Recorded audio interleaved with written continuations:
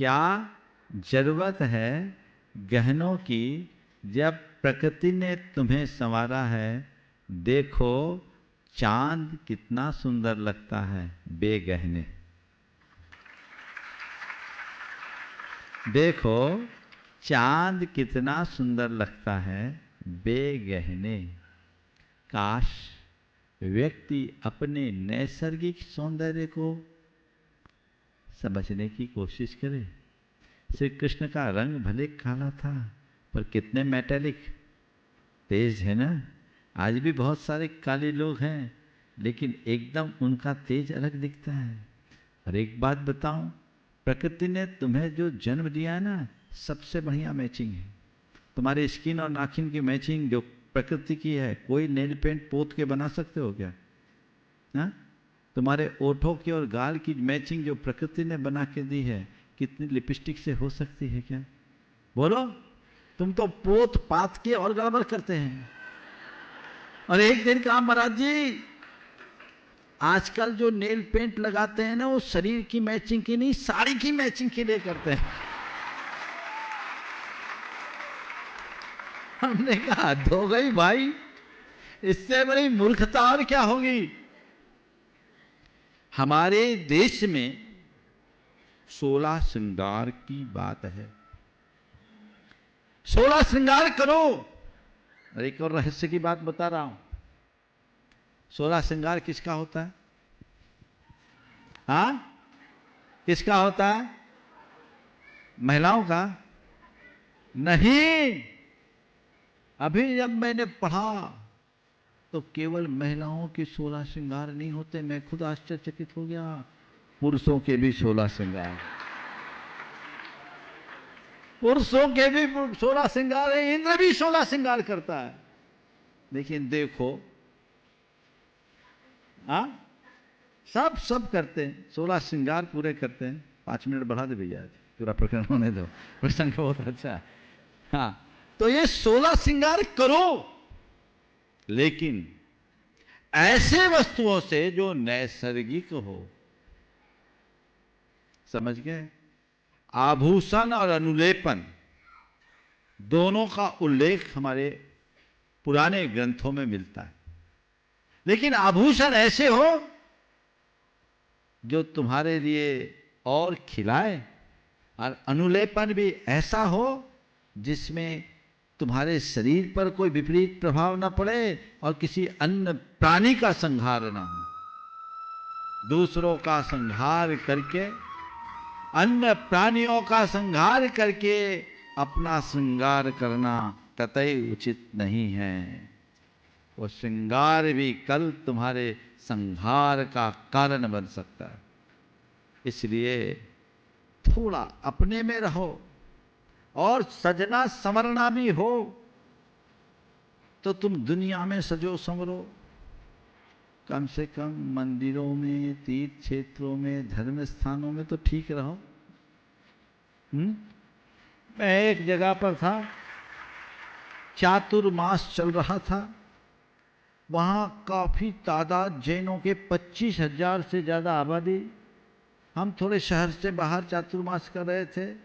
अनंत चतुर्दशी के दिन बहुत सारे लोग वहां सब मंदिरों के दर्शन करने आते। स्थान का नाम नहीं ले रहा। तो लोग आते, सब मंदिरों के दर्शन कर रहे थे, और उनमें से मैंने देखा 70-75 साल की महिलाएं भी लिपस्टिक पोत के आई थी। सब लिपस्टिक लगाए। मैंने पूछा क्या मामला है भाई?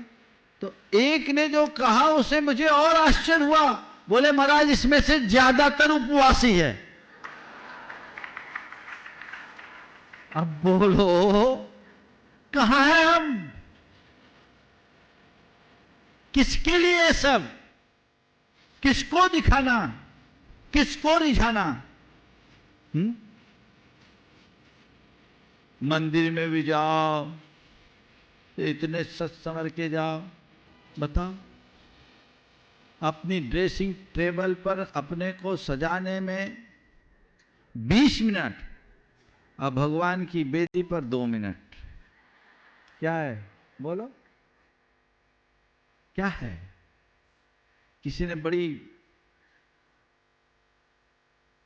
अच्छी बात कही, एक व्यंग है आप लोगों के लिए कि आज की महिलाएं इतना सच संवर के मंदिर क्यों जाती, पता है आपको? हाँ, क्यों जाती? इसलिए जाती कि ऐसा लिखा है पंचम काल में देवी देवता मंदिरों में नहीं आते। शास्त्र में ऐसा लिखा है कि पंचम काल में देवी देवता मंदिरों में नहीं आते, इसलिए आप लोग देवी देवता बनकर भगवान के पास जाते।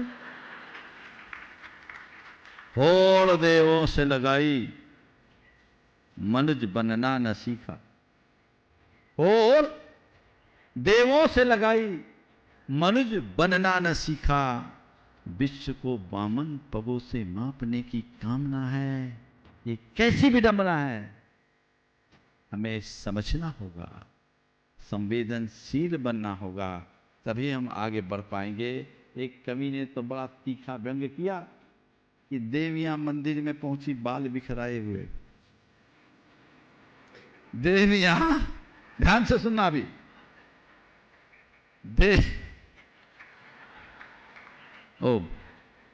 देवियां मंदिर में पहुंची बाल बिखराए हुए,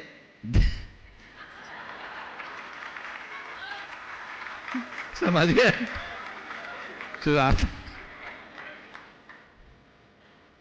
क्या विचित्रता है। मैं कह रहा था, समझ गया आप लोग कि यही पूरी हो गई। देवियां मंदिर में पहुंची बाल बिखराए हुए, देवता मंदिर से निकले और पुजारी बन गए।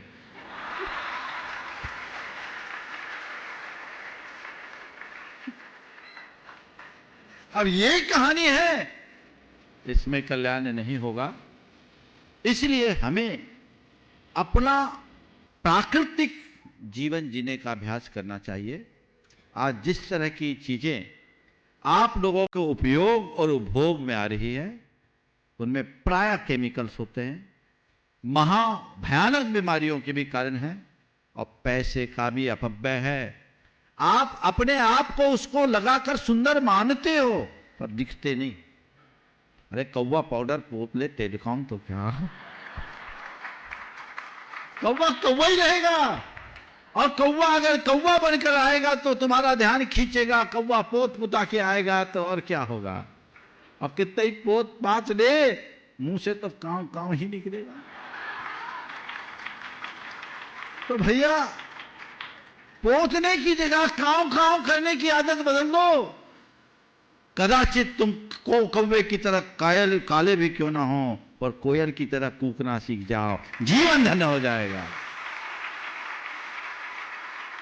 क्या फर्क पड़ता है, समझ गए? तो यही है श्री कृष्ण का जीवन आदर्श, उसको अपने अनुरूप ढालेंगे, सुनिश्चित हम सबका जीवन धन्य होगा।